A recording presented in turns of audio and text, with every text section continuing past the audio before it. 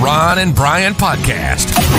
Get ready to fill your ears with the latest news, politics, current events, and whatever else we feel like talking about this week. And now, your hosts, Ron and Brian.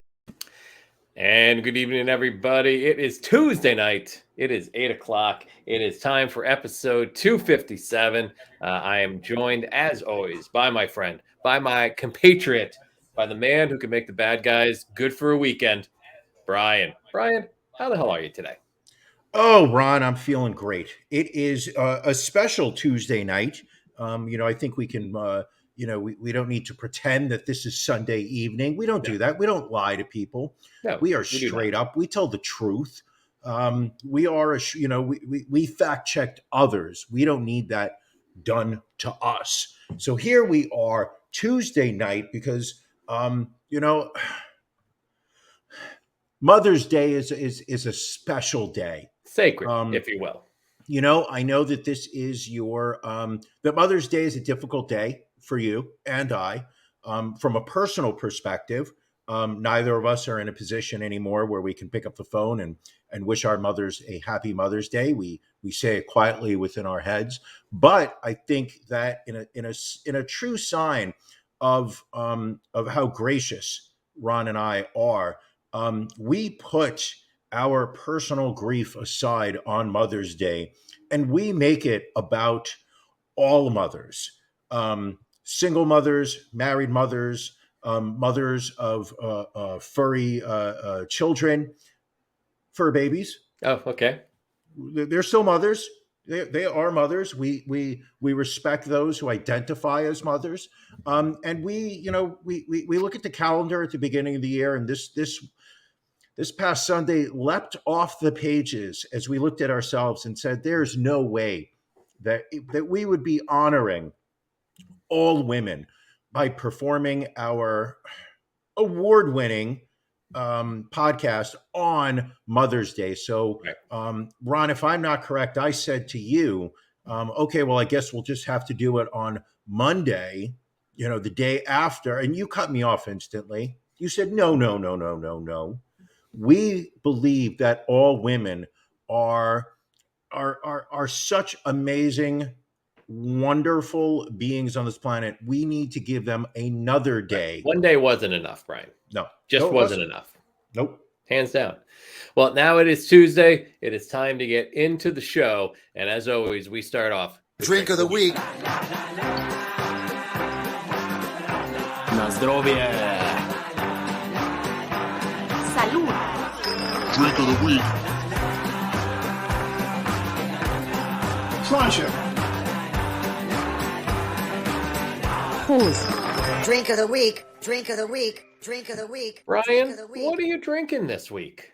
Oh, I went deep. Went deep, and I found me a Harp Lager. Nice. A lot of people sit there and say that this is a fine Irish beer. The only true place one may obtain a true Harp Lager is within the rolling fields of Ireland. Sure. Okay, we'll go with that. I, on the other hand, found this in my local Costco a couple weeks ago. It's a Euro Pale Lager. This golden amber colored lager offers slightly sweet malt aromas with some floral hop scents. It's medium bodied with a creamy mouthfeel, a good anytime lager coming in at 4.5 ABV with 21 IBUs. Beer Advocate gave it a score of 75, but we're giving it a score of Ron and Brian. Here I am about to enjoy a very special glass. What's that on your glass right there? Is that a Ron and Brian podcast pint glass? Wait, what? Hold on. Does that mean I have one here also? Oh, it's a little tougher to see on my side, but yes, it is a glass etched Ron and Brian drink of the week glass. We will be our initial run of 50,000 sold out very quickly. Yes. So we will be doing another order shortly. So keep your eyes on our web store. But Brian, more importantly, how is that beer? Delicious. I believe, if feel free to fact check me on this, Matt. Okay. But I believe you're not. Why would you say okay? He's here with me. He nodded. Oh, okay. He's no longer in rehab. He's here working hard tonight, so we'll see. We'll see how well he does. You know what? Let's try and get him onto the show a little bit later, not Okay. now. Let's see if we can get him on the show because I believe I'd love to. I have some questions for him. Episode 247, I believe I enjoyed myself a harp lager, but I brought it back this week.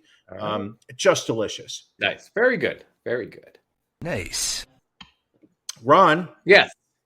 Ron, Yes, my friend. what are you drinking? So, Brian, what's better than supporting a local company, Brian? I have supporting a local woman-owned or minority-owned brewery. I mean, also good. I was going to say supporting two local companies, Brian, which is what I am doing this week with this collaboration between Neshaminy Creek Brewing and Rita's Water Ice. That's right. Water! It is the first beer in the Rita Fruit Brews line that Neshaminy Creek is putting out. This is their blonde ale with mango. Actually came out about a month ago. This is the first time I've had an actual opportunity to find it in stock anywhere. It is it's a 5% blonde ale. Again, look at that. It's a little hazy. It's definitely getting the scent of mango. So let's see how this is. It's not bad. I'm not, you know what it is? I'm not a huge mango guy. No. But I could definitely see on like a hot day, this would be very tasty, and especially if you're a fan of mango, I could definitely see you liking that also. So, is it true that your wife likes mango? Because I heard that she likes to say, "Man, go make me a sandwich." I mean, she says, "Man, go make me dinner" every single night. So you're not far off there. And she deserves it because she is a queen and one of the mothers that we celebrate, not just on Mother's Day this year, but every day this year. Very nice. Very nice. Kudos. Up next, it's our beef of the week.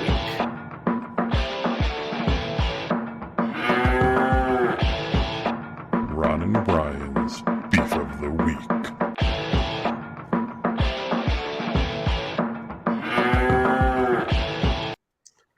Brian, what's bothering you this week? I have two. All right. First, I went away for the weekend, coincidentally, because I knew that we couldn't do the show on Sunday. Right. So I booked a trip. Makes sense. Went down to the Bahamas, lovely Paradise Island, right off of Nassau. Nassau? Nassau? NASA. Yeah, no, NASA. Right outside of NASA. First off, people who use FaceTime or other video conferencing software while in public. It's annoying. Without headphones. Ooh, even more annoying.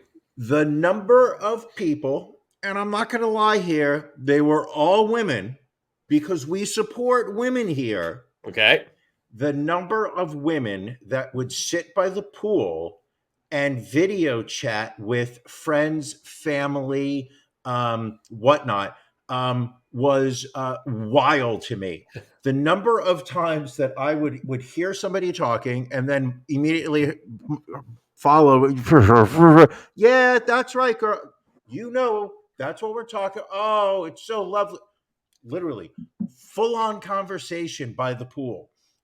You would think the pool would be a place you go to relax. Rest. No, not these people. Disconnect a little bit. The people I'm referring to, people who video chat in public, went down to the pool to have full-blown conversations. That's no good. But this is not my only beef of the week, because there's another person, and this is an individual woman that I'm about to talk, because once again, we support women here. Okay. Okay, so I made sure my beefs of the week are all women this week because I support women. I was one of the days, I believe it was Sunday morning, I was sitting by the pool. A woman and what appeared to be her daughter sat in the two seats to my left. Okay. And laid down, Southern accent. A couple y'alls were mixed in and whatnot, but it was definitely a Southern accent. The daughter started complaining about having to have taken her shoes off at the airport. And said, I don't know why we have to take our shoes off at the airport. At which point I was confronted with something that I'm going to say I almost started a fight with. Okay. Okay. The answer, the response that I would say this woman was in her 40s. She was not a particularly old woman. She wasn't in her 80s, and I could say was confused by history. She was not a particularly young woman who may have missed the 2000s. Okay. But she was old enough. Daughter starts complaining about having to take her shoes off at the airport, and the woman responds to her, and I'm going to paraphrase here, but everything I'm about to say was part of her answer. Well, that's because somebody from either Detroit or Chicago wanted free housing and free health care. So they got on a plane with some knives in their shoes, and now we have to take off our shoes to get on a flight. Hold on, I need to let that amount of stupid just really sink in for a second. And you know me in public. I love eavesdropping. I love people watching. And you love yourself a good conspiracy theory. I do. But I believe that this woman was referring to Richard Reed, who was known as the Shoe Bomber. The Shoe Bomber, correct. Who was I believe, a man coming from Pakistan who had filled his sneakers with explosives that filled his shoes with explosives, right, and tried to set them on fire using a lighter. Relatively, I would say within 18 months of 9/11. Yeah, easily within that time frame. First off, this comment you take off shoes. Any reference to Donnie Brasco that you can work in the first 13 minutes of the show, kudos to you, William Esquire. I sat there and she repeated it in different variations of how people just want free health care and they don't want to have to work for a roof over their head. And I was just like, lady, it's Richard Reed. He was a terrorist. He was from overseas. He tried to blow up an airplane. And I just so debated whether I should say something or not. And I was just like, my lady is to my right. I don't think you need to get into a fight. I don't know that I have the ability to communicate this thought that I'm having without being overly insulting. Yeah, I think you would have been overly insulting. Would be my guess. Mouth shut. I just kept my mouth shut, and I let the moment pass. But I was so amazingly irritated in that moment by the lack of knowledge, or in all honesty, it was the passing down of stupidity and lies to the next generation of Americans who are not being properly educated. She's from the South. We know Southern education is some of the lowest, in the country. And I really wanted to educate these people. And I just said, don't do it, Brian. Don't pick a fight, because you're going to say, are you fucking stupid? And I knew I was going to start with that line. But this was Mother's Day week. Right. And you weren't going to lead with that. We lift and support women. So I kept it to myself. All right. Fair enough. Listen, this is why no one should be shocked in the amount of misinformation that's out there. Because how long ago was that? How long ago has someone had the ability to learn the actual facts about what happened? Sure. 20 years. Do you think Matt could look it up? I'll talk to him during the break. And here we go. Matt just texted me December 22nd, 2001. Literally 3 months after 9/11. Richard Reed boarded a American Airlines flight 63 from Paris to Miami. Miami, they should have just let the plane blow up. God damn it. During the flight, he tried to detonate his shoes, but he struggled to light the fuse. Crew members and passengers noticed, restrained him. The plane diverted to Logan International Airport in Boston, which, for those that remember, flight 91 or flight 11 with Muhammad Atta came out of Logan, ironically. So he's got a life sentence in prison. I believe he's at Supermax in Colorado. Ron, I believe you are correct in that. Yes, sir. What's bothering you? So I have two also. I'll tell the long one first, and then we can finish with the short one, because I feel it'll it'll be a point of contention that you can relate to. But my first beef of the week involves my experience at Disneyland last week, and Matt's walking out of the room. I've been going on about this all day. He doesn't want to hear it anymore. Can imagine. So last week, as some of you know, I was out in Anaheim for a work conference, and on Wednesday night, they had a social event for the attendees, which was billed as like this night at Disneyland, which initially gave us the impression that like they had rented the park to us. And then again, this is going to come across, this is very first world problem, Sure. privilege type stuff. But anyway, just first roll with me here. So they made it seem like they had rented Disneyland for us and that we would just have free run of the park, Sure. which is like, all right, this is fantastic. You're not going to have to wait in line, Sure. food, drink, the whole 9 yards. So then like some of the details start coming out during the week. It's like, well, the event's from 5 p.m. to 1 a.m., but other guests can be in the park till 9 p.m. So for the first 4 hours, there's going to be other people in there.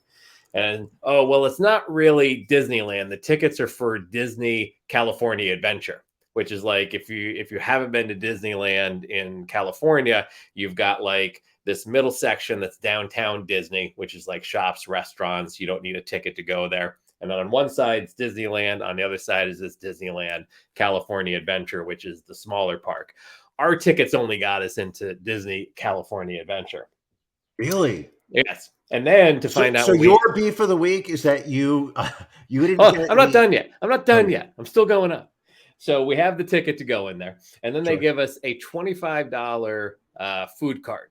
So it's not like we have food specifically set up anywhere in the park. You just basically get like a Disney food card and you can go to like a food truck or a restaurant in there.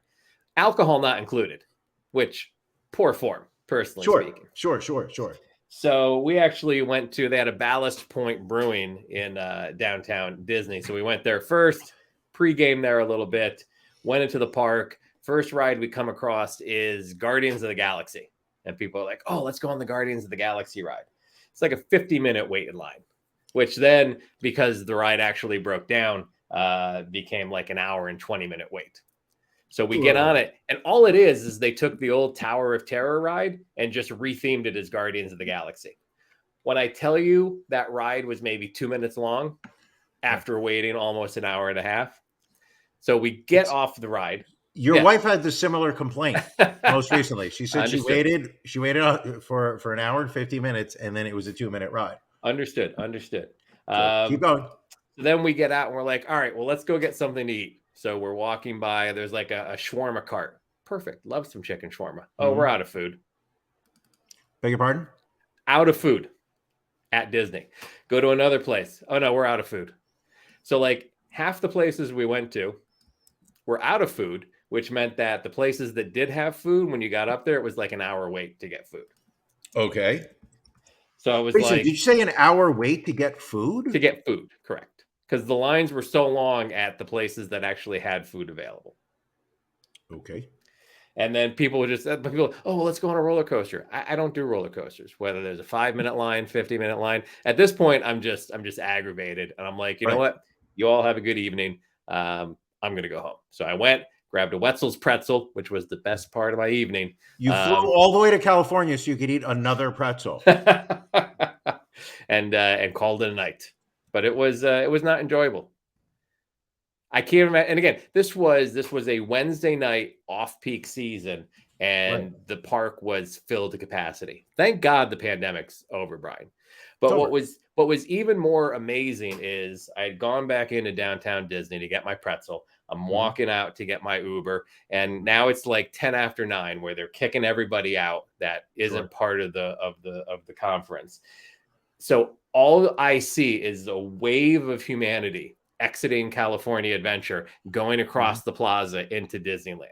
It was amazing. I've never seen. It was like the Trail of Tears, Brian. It was very, very similar. So that was my Disneyland experience.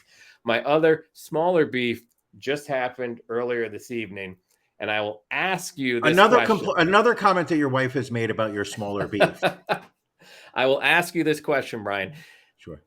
Is there anything, or I should say, are there many things less disappointing in life than getting an undercooked pizza?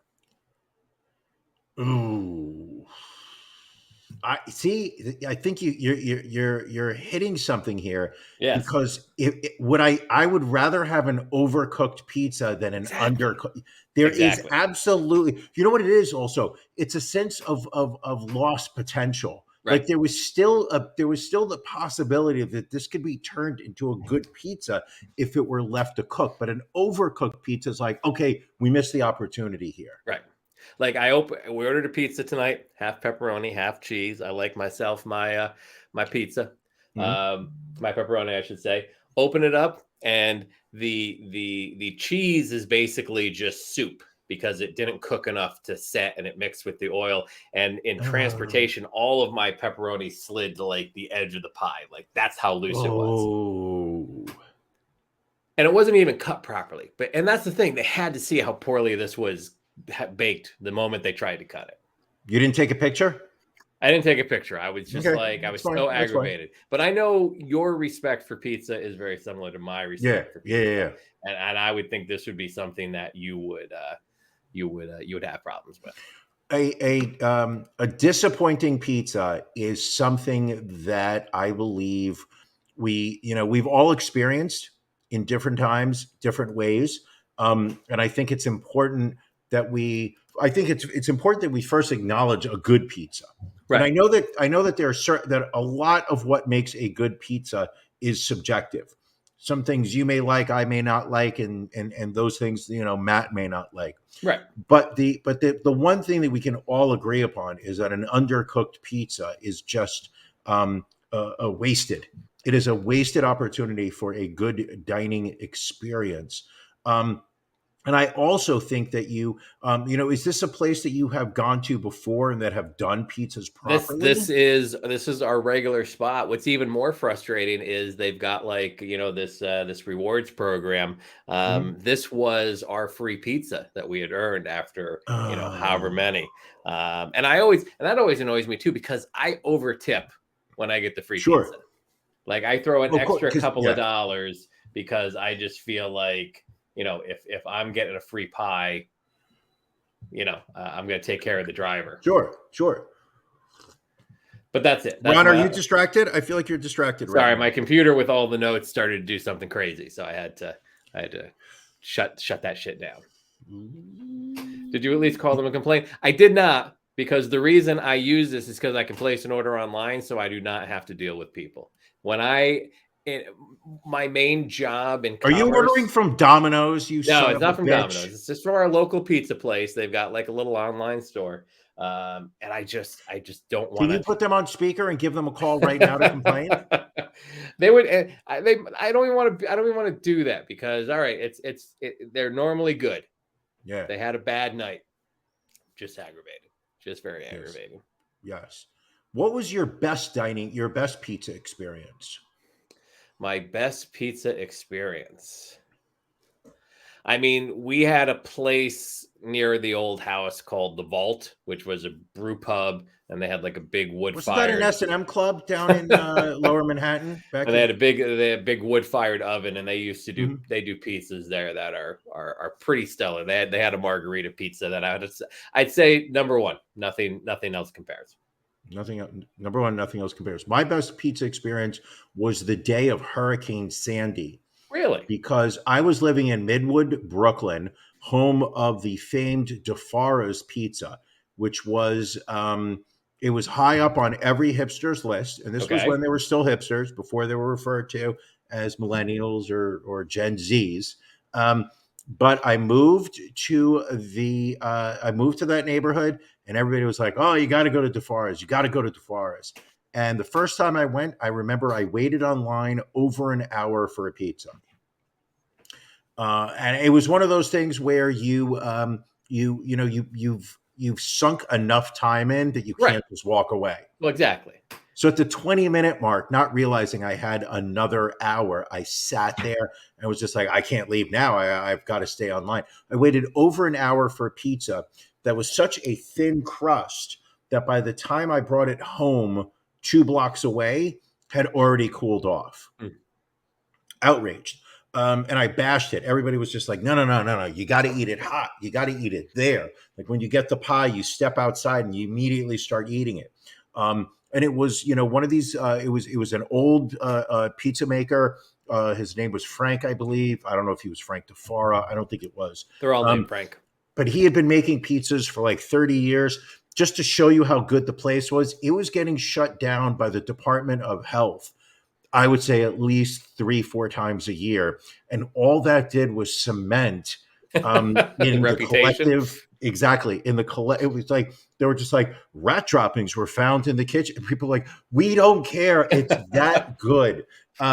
So what happened was, getting back to my best pizza experience, and this was a singular event, was that on the day of Hurricane Sandy, I was home. I was not planning on leaving the house. I remember at some point early on. Oh, really? Janelle disagrees with me. Shocked. Absolutely shocked on that one. Come on, Janelle. It's a good pizza. Anyway, so historically, hour-long wait, I wouldn't go there. I was like, fuck that place. It's not that good. Fuck it. So I waited online. Excuse me, I didn't wait online. So I would refuse to wait on the line. I would just walk by it. I would leave the neighborhood to get pizza. I would eat it there, come back to my neighborhood. So to make a long story short, on the night of Hurricane Sandy, I remember probably around 6 o'clock, my sister calling me, very concerned. She had been watching news reports. She's like, are you stocked up on food? I was like, no, what are you talking about? I was like, hurricanes don't come to New York City. This is lunacy. This is just complete paranoia. And she finally broke me down when she started. She's like, you got to have some bottled water. What happens if their water supply goes bad? I'm like, you're insane. Finally, I was like, you know what? I will go. I will get myself a case of water. So about 6 o'clock, I left the house. I walked a block to the local CVS. And as I was walking, every place is shut down. DeFara's was open. So I walked by. I noticed there was nobody inside except for the guy that was making the pizzas and his assistant. I believe it was his kid. I popped my head and I was like, you guys open? They were like, yeah. I was like, can I get a pie? And they were like, sure. And I was just like, okay, well, how long is that going to be? They were like, we're going to make it now. Like literally, it was nobody there. I paid, I think it was about $30 for a pie. That's just, that was like pre-inflation. We're talking, what was Hurricane Sandy? 1952, I believe. About that, 53. Yeah. And I got my case of water. I came back, and that was it. It was Dom from DeFara. That's right. They're all named Dom. Anyway, so I sat there with my whole entire pizza, my case of water. I don't know what I drank, but I didn't crack open the case. I sat there by myself and ate the entire fucking pie. Nice. By the second half of the pie, I stopped eating the crust. I just ate like the guts of the pie, and I just left the piece of crust. I ate that entire pie all by myself. And I'm going to tell you something. That was a really good pie. I'm not going to lie. It was just eating it right out of the oven. Well, clearly that was the advice you were given was the correct advice. And it was solid. That was a very good pie. And it wasn't worth an hour-long wait for a pie, sure, but it was worth the $30 when it's fresh out of the oven.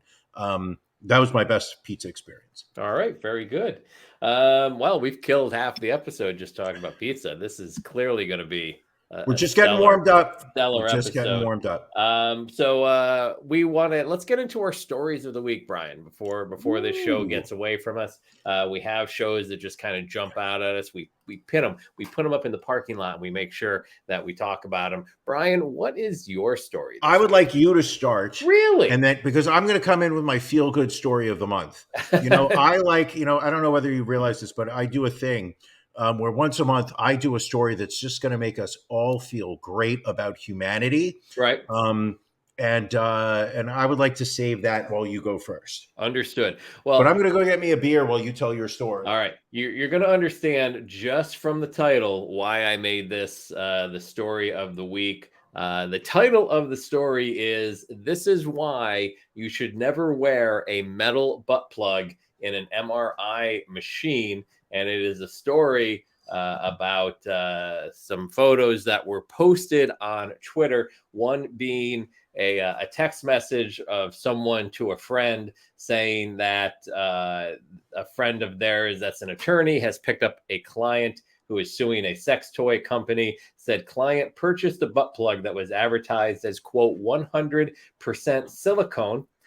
Client wears butt plug to MRI appointment. Much to client's dismay, butt plug, in fact, has a metallic core. Butt plug is accelerated at the speed of sound up into client's chest cavity, described in memo as an, quote, anal railgun. Client survived with major injuries. And then there is a photo that goes along with it that we'll pull up on the screen right here. Now, the challenge to this story so far is that the media outlets that have run with it have yet to be able to check the validity, the veracity of it. But there is a posting on the U.S. Food and Drug Administration website from back in April of this year. This came out just a couple weeks back, this story. But back in April, there is a posting on the FDA website, an adverse event report about a woman someone getting injured due to a butt plug in an MRI machine. So it is very possible that this story could be factual. If that story, first off, what I would like to, if somebody could explain to me is, am I looking down on somebody on their back or on their side? That is Because a good question. I don't recognize the human body right now in its state. Like, Right. what is... this isn't an X-ray because there are no bones in the Well, shape. This is from the MRI. So we're talking soft tissue. Allegedly, we're talking soft tissue. This is allegedly from the MRI. You should see intestines. You should see muscles of some type. It literally looks like it's an empty area in there. This is why, we have not really, unfortunately, been able to check the validity of it. But I not that I want people to get hurt, but I so want this story to be true. Because why would you wear a butt plug to an MRI? That is the exact question that has puzzled me since I've seen this. Regardless of whether you think your butt plug is 100% silicone or not, you would have to imagine that they're going to see that you have something in your rectum regardless. See, I make sure that all my butt plugs are completely 100% metal, because the thing for me is that if the flared base isn't flared enough and it gets suctioned up inside of my rectum into my lower colon, I want to be able to take the high-powered magnet and attach that to my taint, my titanium taint, by the way, and have the butt plug get yanked, sucked outwards. So we're getting some breakdown here from Joe. She's saying the liver is the white triangle on the left side, I guess she's saying, and then the bladder is the whitish ball on the bottom, I guess, kind of right there. So this would be, I'm assuming this would be the rectum, and then just kind of, because this has a very intestine-like look to it almost. Yeah, we can't see your cursor, Ron. So if you're trying to, sorry. So this could be legit from a medical professional. It's very possible. It is very possible. So, moral of the story. I wonder whose MRI this could be. Oh, Janelle thinks that it's Dom, a friend of the show. Wow, Janelle with the that's very harsh. No, does she really think that? Who do you think it is, Janelle? Oh, now she's saying, and she's laughing about it. She's saying it's Joe, and she's laughing about it. Well, again, very hurtful.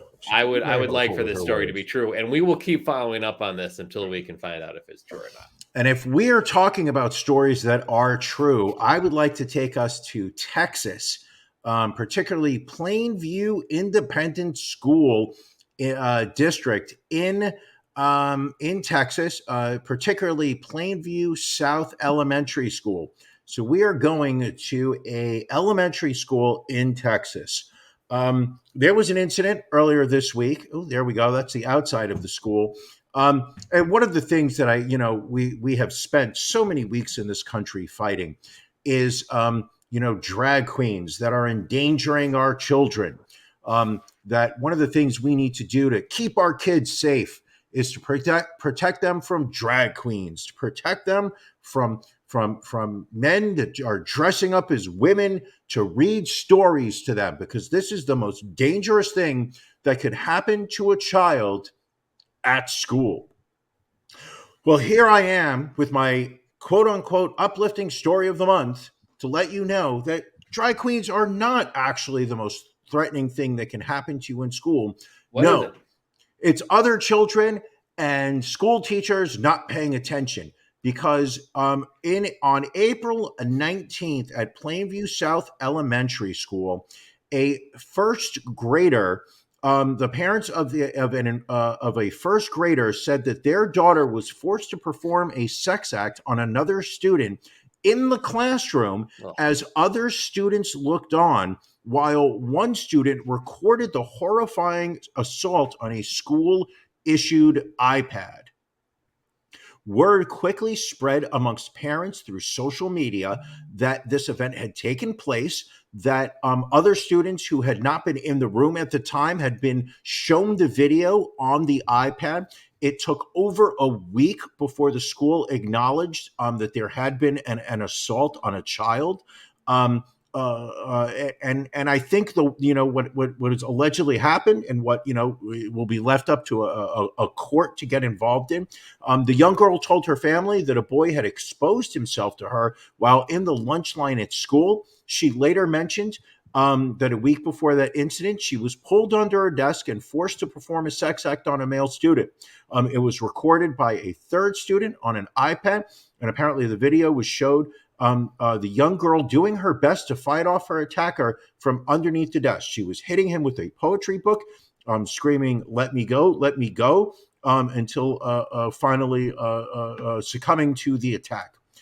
People, your children in Texas are not going to be safe in school. What we need to do is stop children going to school. That is going to be Governor Greg Abbott's response to this.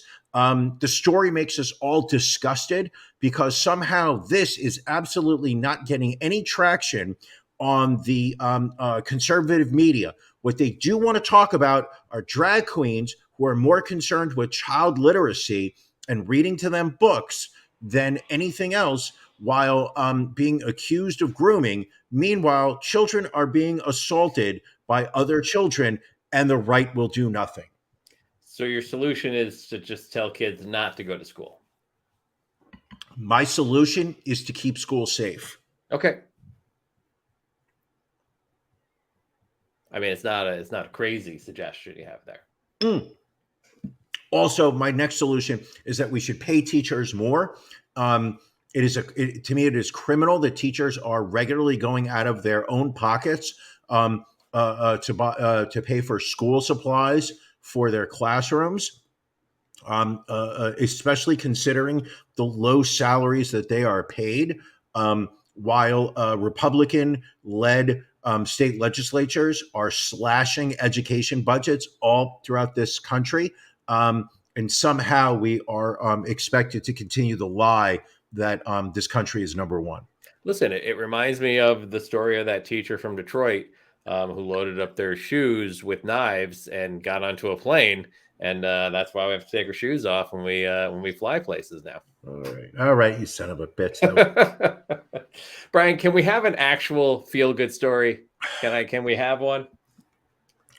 I don't have any. All right. Look, I think the last feel-good story I put up on the Google Doc was probably a year ago. So you're familiar with the Netflix show Unsolved Mysteries? They brought the show back from the 90s, and they've had a couple seasons of it on Netflix now. I want to say Richard Crennaugh. What was the guy's name? Robert Stack. Not even close, Brian. Well done. Robert Stack hosted the initial show, but Okay. Okay. they brought it back. So I think it just finished up its second season in 2022.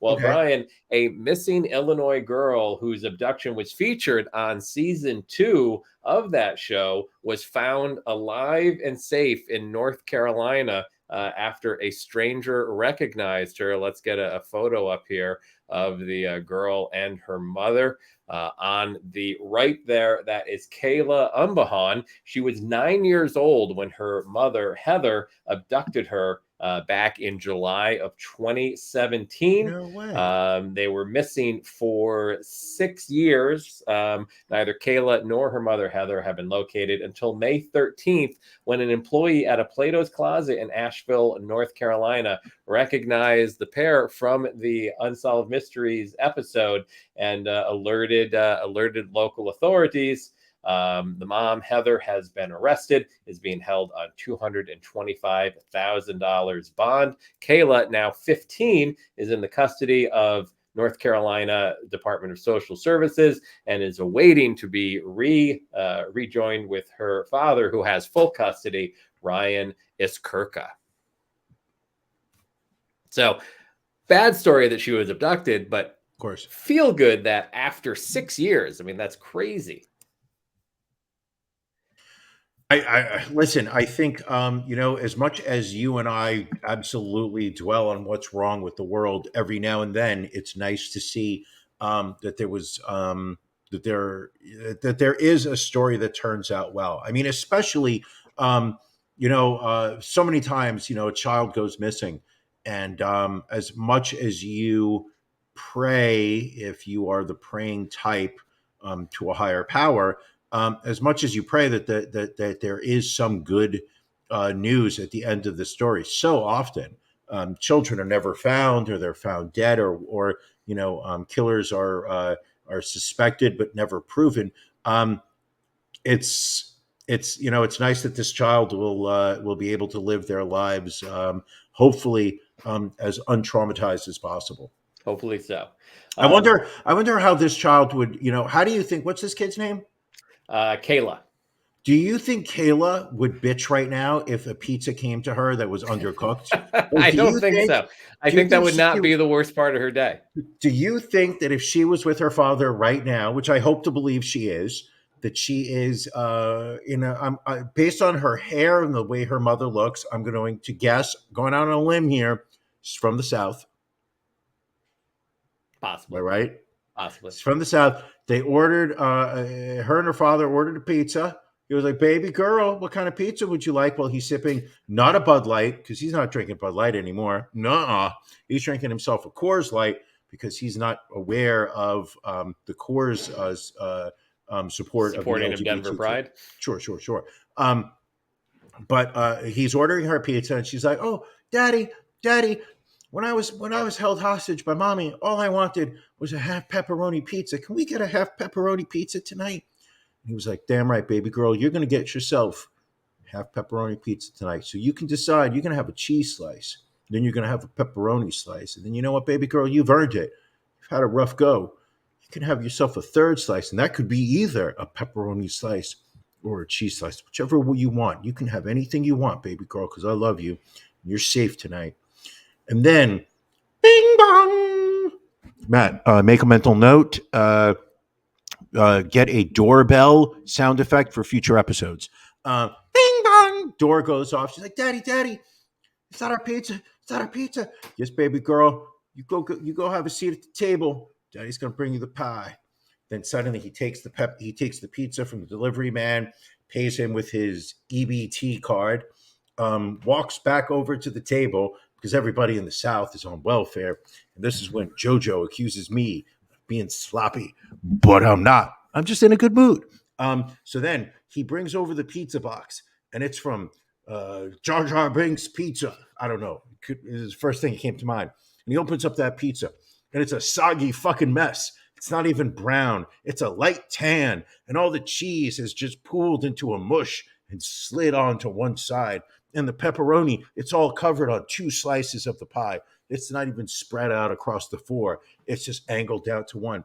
And little Kayla looks up at her daddy, and she goes, Well, at least I'm not being kidnapped by mommy. Can you put this in the oven? And he's like, damn, baby girl, we don't have an oven. We heat things up on the radiator. So this reminds me of remember when the delivery guy loaded up his shoe with pizza cutters, and that's why we have to take our shoes off when we get on planes now. Were you thinking I was going to stop you at some point during whatever it was you just did? By the way, people, we are 45 minutes into this episode. I've not had dinner. I had a very big lunch. Very big lunch. I had salad, I had calamari, I had pizza, and then I had a bowl of spicy rigatoni. Wow. Company paid lunch. So my point being is that my stomach's on the empty side. I'm drinking. We're 45 minutes into it.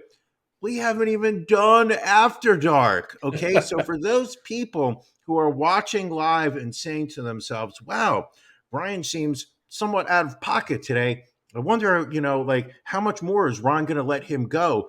Oh, Ron will let him go more. Why? Because we have After Dark coming up in a little bit over 45 minutes, Ron. Tell the people what After Dark is. Well, that is for our Patreon subscribers. It's the bronze level or higher. If you go to ronandbrianpodcast.com, sign up, and it is exclusive Patreon content. We do about a half hour after this show. The final Sunday of every month, we do our pajama party. It's a full 1 hour where we let our Patreon subscribers join us live on air. So get on over there. You can join us After Dark. Oh, yeah. Let's move on to the next story. And this is actually a story within a story. The Washington Post had an article this week talking about how Trump media took an $8 million loan from a bank tied to a porn website and an unknown trust, and that they may end up with partial ownership of Truth Social. But what really jumped out at me in this article was someone who had bought a ton of this Truth Social stock. The gentleman's name is Tom Sass.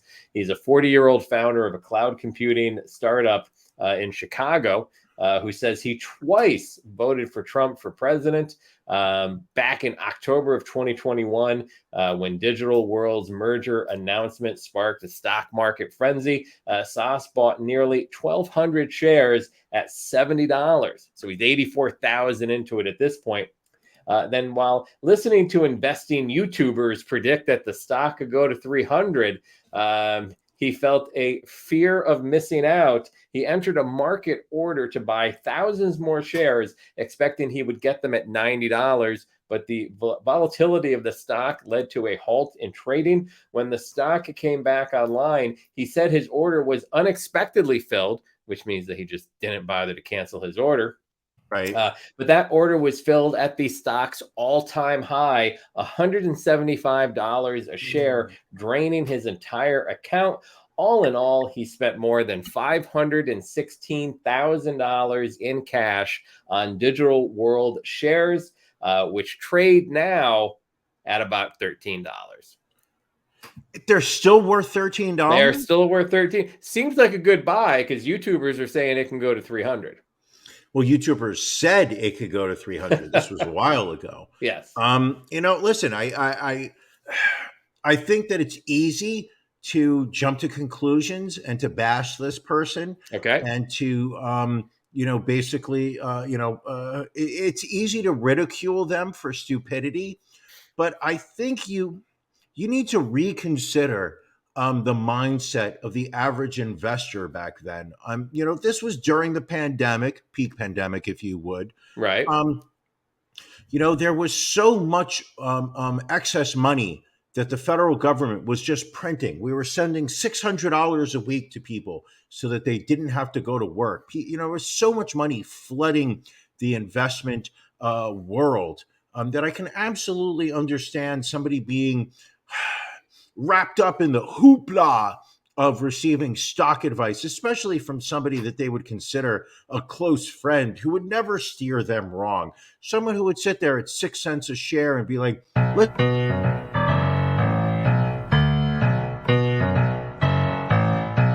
stonks. And that's our stock talk for the week. Brian, sorry, I didn't mean to cut you off there.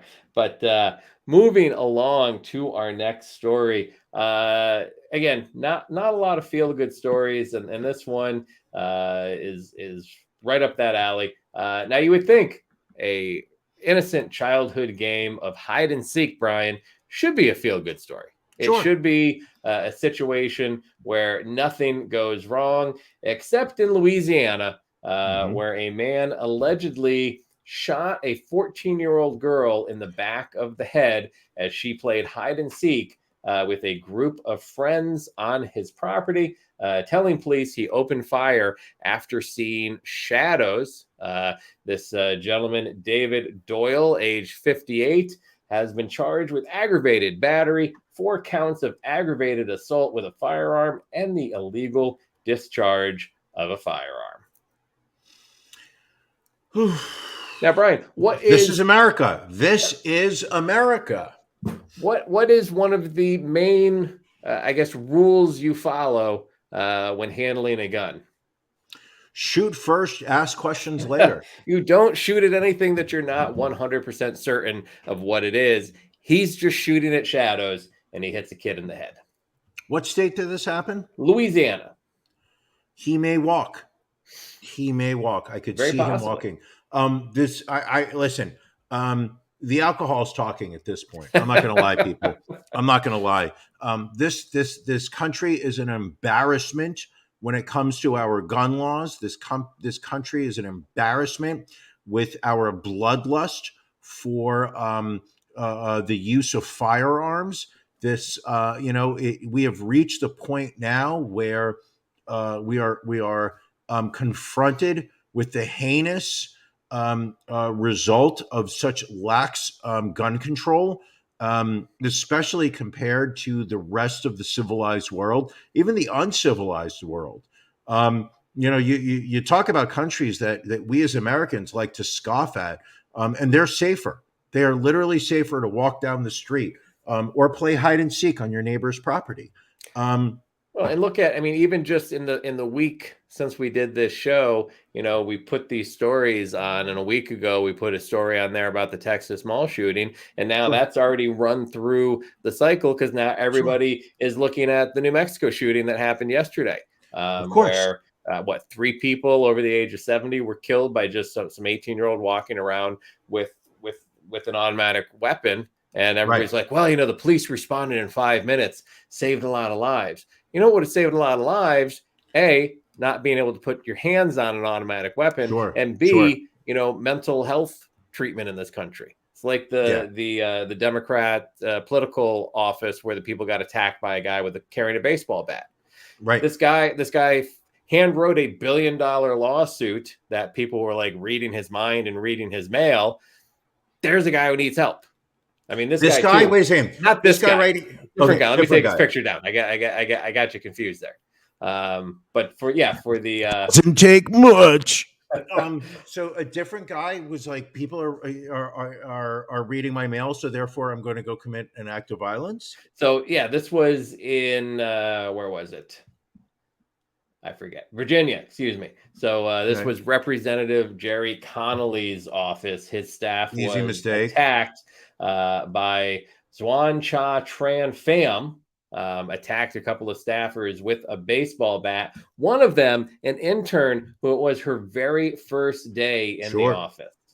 Listen, that story does not fit the liberal media narrative because they wanted it to be a Southern racist white guy from Louisiana. But not all crimes are committed by Southern racist white males. Here's a Vietnamese national committing crimes, and suddenly that story's not national news. Right. I mean, what do we need? Do we need Robert Stack to literally talk about this story for people to care? I think so. What about Richard Crenna? Because you were going to throw him in there before as well. Put it down, Rambo. Damn it. The war is over. The war is over, Rambo. It's over when I say it's over. Oh, that's Stallone. What range? What range he has. And at the same time, let's be brutally honest. First Blood is still an amazing movie. Without a doubt. Without a doubt. It may have aged a little bit, don't get me wrong, but those scenes in the Northwest, it wasn't a jungle. What do you call it? The forest? He was in like the flyover states. He was somewhere in the mountains. He was in urban Portland. We all know it. We recognized it. I mean, the hippies were there with their patchouli oil and their unshaved armpits. I mean, it was all, that's the next First Blood movie. That's First Blood 6. Rambo takes Portland. We went from gun control to praising First Blood. Oh, this is going to be a fun After Dark, people. We got OnlyFans. We got porn stars to talk about. We got stuff that, like, I wouldn't want my mother to know I'm talking about. And, another Mother's Day reference. Speaking of mothers, Brian, next story is a Utah mother who wrote a children's book about how to cope with grief after her husband's death last year. She is now accused with having poisoned him with a lethal dose of fentanyl after she served him a Moscow Mule, normally a tasty drink. You love Moscow Mules. I'm a fan. So this is Eric Richins and his wife, Corey. He died. More like Eric Dyens. He died on March 4th of last year after his wife had called 911 to report that she had found him unresponsive in their bedroom. She was arrested Monday on charges of aggravated murder and 3 counts of possession of a controlled substance with intent to distribute. Apparently, before her husband's death, she asked an acquaintance for something strong, quote, some of the Michael Jackson stuff. According to a court document, the acquaintance got dozens of fentanyl pills for her. So she told investigators that the night before he died, they were celebrating because she had closed on a home for her business. She then made him a Moscow Mule in the kitchen, took it to the bedroom. He drank it sitting in bed. And then she woke up at 3 a.m. He was cold to the touch. Hold on. Now, this could be a hot take, Ron. Just warning you. I'm some of these takes have been way too hot, so I'm a little worried. I'm not gonna lie. Just warning. Okay, now, when she said that she wanted the Michael Jackson stuff, now it's easy to jump to the conclusion that she's looking for something that's going to knock her husband out in his sleep, such to the point where he dies without ever waking up. Okay. But is it not also equally plausible that she's looking to supply him with a level of fentanyl that would cause him to be sexually excited by a naked underage child who he would request to get on all fours naked and spread their butt cheeks open for his sexual gratification? I mean, we all watched that documentary on Michael Jackson. That was also Michael Jackson. I mean, it was also Michael Jackson's thing to write multi-platinum singles. I mean, what's to say that she wasn't also trying to get him the fentanyl to put in his system? This time's gotta stop. I'm not quite sure why she would have benefited from any of those other scenarios that you just described. I can't. I would love to continue, but you cut me off, Ron. I did. We know the rule. The rule is that when Ron plays Eric Clapton, Brian has to stop. That's right. Brian, new story just popped in, and I feel we have to share it.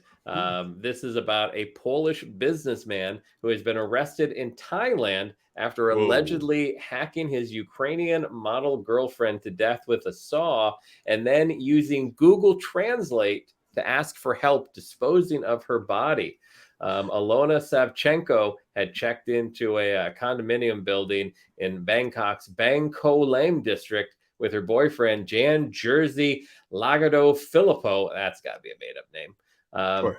And so apparently later that day, a taxi driver. Why do I take these stories with these names? Taxi driver Surachai Sababang went to the manager of the building and said that he had been hired by Lagodo Filippo to dispose of the body. Question.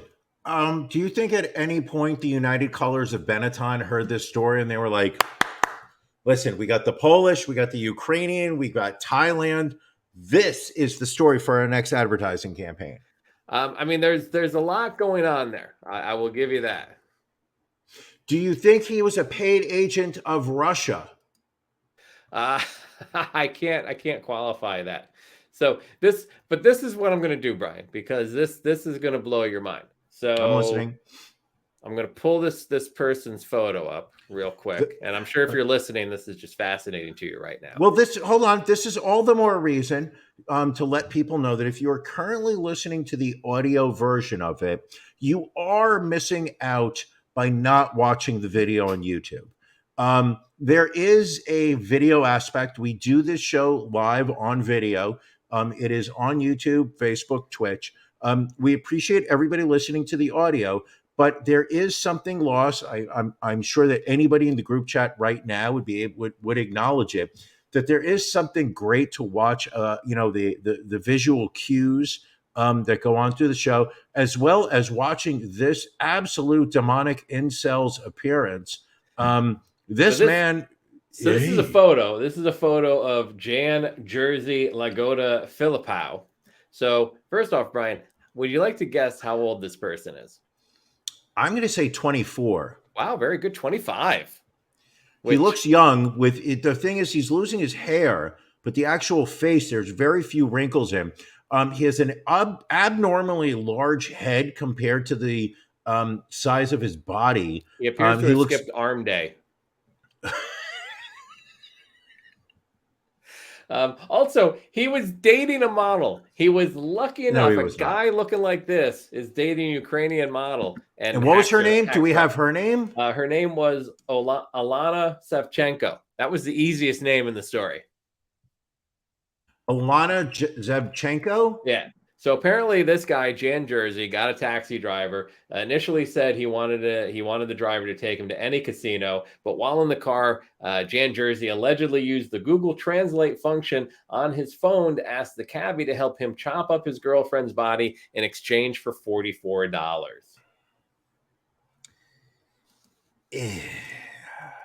$44. I mean, that's probably. Are you kidding me? It's probably a whole dollar. Whatever the dollar translation is. Listen, it's probably more money in Thailand than it would be in the U.S. Ron, we need to get out of this country. The cost of living in this. I mean, the very idea that you could hire a car for hire to help dispose of a body for $44.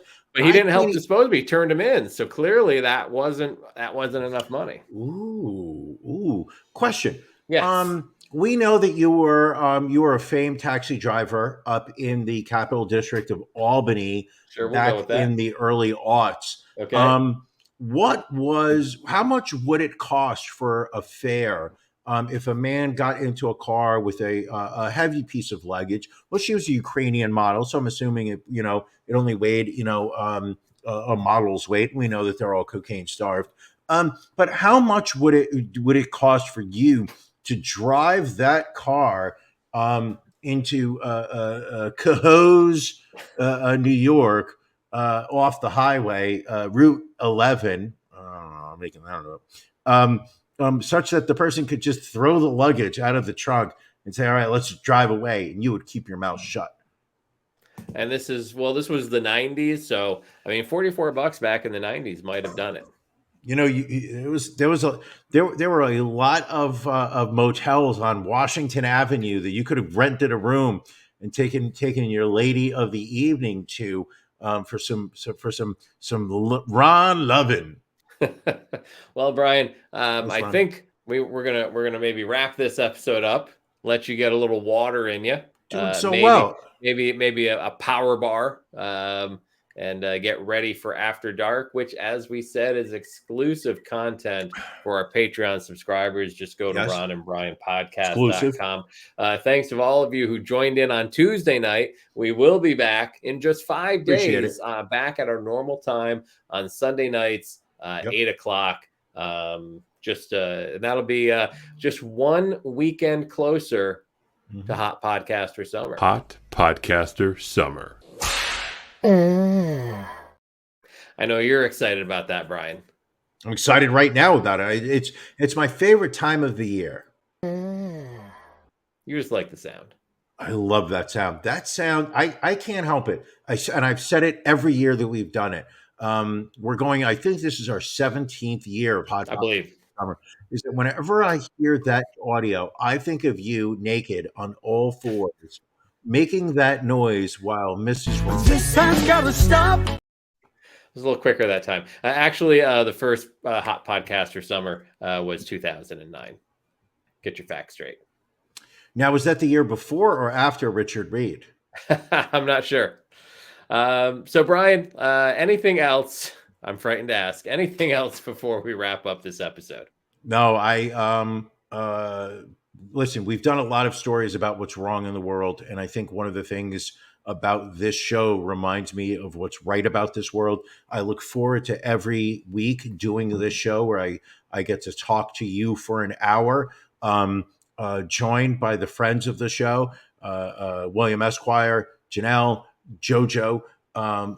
Thank you for joining us. I hope you join us over for After Dark. You're missing out if you are not a Patreon. Some great stuff, great content, all behind the paywall. Helps us pay for some of the expenses that Ron and I incur on a regular basis, excluding Matt's rehab. You know, Right. Ron, you and I have been That's out of very pocket. generous. That is We've been out of very pocket. generous over the years in paying for Matt's rehab. We've not used, we've joked about it. We've, we've kind of talked about people. Matt just Allie, walked I out. didn't even Matt know just you were walked- there. Matt just walked out again. He's Hold on a upset second, about it. Allie. You No, are I- a friend of the show. Allie This is was the first very time you quiet. commented. Very I didn't even quiet know throughout she the was show. there. Am I not correct? That's her first comment? I haven't seen one from her previously. Allie, thank you for joining us. We are, you absolutely are a friend of the show. I hope you join us for After Dark. I thought you would skip the episode this week.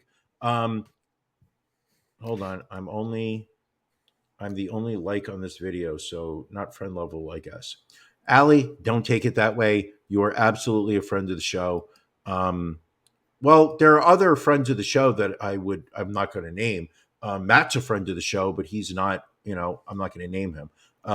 But I really walked myself into a corner here. Ron, take us out. All right. Well, thank you all for joining us. Patreon subscribers, we'll see you at the bottom of the hour. Everybody else, we will see you on Sunday night. Thank you for joining us on the Ron and Brian podcast. We're live each week on YouTube, Facebook, and Twitch. You can find prior episodes, links to our social media, and everything else Ron and Brian at ronandbrianpodcast.com. See you again next week.